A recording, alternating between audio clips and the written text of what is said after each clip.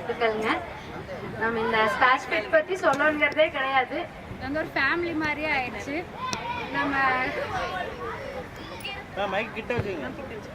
நம்ம ஸ்கூல்லலாம் ஒரு ஃப்ரெண்ட்ஸ் கேதர் பண்ணியிருப்போம், காலேஜ்ல ஒரு ஃப்ரெண்ட்ஸ் கேதர் பண்ணியிருப்போம். பட் இப்போ வந்து பார்த்தீங்கன்னா ஃப்ரெண்ட்ஸ்ன்னு கேட்டால் இவங்க தான் ஃப்ரெண்ட்ஸ்ன்னு சொல்ல முடியாது, ஃபேமிலினே ஆயிட்டாங்க எல்லாருமே. இதை வந்து நம்ம சொல்லவே முடியாது. இவங்களை விட்டுட்டு நம்மளால ஒரு நாள் நம்ம ரிலேட்டிவ்ஸ் பார்க்குறோமா மற்றவங்களை பார்க்குறோமான்னு தெரியல. பட் இவங்களை டெய்லியும் மீட் பண்ணிடுறோம். இப்போ என்னோட லைஃப் ரொட்டீன் பார்த்தீங்கன்னா 4:30 to 7 வந்து சில மெம்பர்ஸ் எப்பவுமே வந்து ஆக்குபைட் பண்ணிடுவாங்க. அது மெயினாக பார்த்தீங்கன்னா ஸ்பாஷ் ஃபிட் ஃபேமிலி மட்டும்தான். எப்பவுமே போஸ்ட்மார்ட்டம்க்கு அப்புறம் பார்த்தீங்கன்னா ரொம்ப ஸ்ட்ரகிள் விமன்ஸுக்கு. என்ன சொல்றதுங்க, எத்தனையோ விஷயம் இருக்கு, அதை கடந்து வர்றது வந்து ரொம்ப கஷ்டம். மென்டல் ஸ்ட்ரெஸ், பிசிக்கல் ஸ்ட்ரெஸ் எல்லாமே இருக்கு. ஸோ எல்லாமே நம்ம ஓவர் கம் பண்றது இந்த இடத்துல தான் ஓவர் கம் பண்றோம். நம்மளுக்கான ஸ்பேஸ் இது.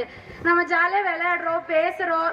இதுல வந்து என்ன ஜெண்டர் டிஃபரன்ஸே கிடையாது, எல்லாருமே ஈக்குவலா பழகுற ஒரே இடம் வந்து ஜிம் தான். எனக்கு ஸ்பாஷ் ஃபிட் வந்து இன்னொரு ஃபேமிலியாவே மாறிடுச்சு. மெயினா எனக்கு கிடைச்ச ஃப்ரெண்டுன்னு பாத்தீங்கன்னா மணியண்ணா மட்டும்தான். என்னோட சீமா எங்களோட இதே பாத்தீங்கன்னா ரொம்ப சின்ன சர்க்கிள்குள்ள இருந்த நான் வந்து இப்போ பெரிய சர்க்கிள்குள்ள சர்வை பண்றேன்னா பிகாஸ் ஆஃப் ஸ்பாஷ் ஃபிட் ஜிம் தான். இதுக்கு மேல இதை பத்தி சொல்றதுக்கு வார்த்தைகளே இல்லை.